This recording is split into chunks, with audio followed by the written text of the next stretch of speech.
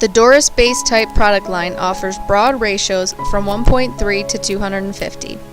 Torque ratings reach up to 240,000 pounds output, which include multiple shaft arrangements and mounting positions. Standard, modified, and custom drives are available. The large inspection ports make for ease of maintenance. The Timken tapered roller bearings throughout provide rigid support for gears and shafting. These bearings have a higher bearing life and greater thrust load capacity. The thermal rating provides cool operating temperatures, prevents oil breakdown, and premature gear or bearing failure. There are no fans or expensive lube systems required, which makes for a longer life. The Dorris base type has a low noise, rigid bearing support, and a high overhung load capacity. They include line boring and do not have any internal fasteners. These gear drives have significant advantages over concentric style reducers and are extremely tough and reliable, in some cases lasting 40 years or longer.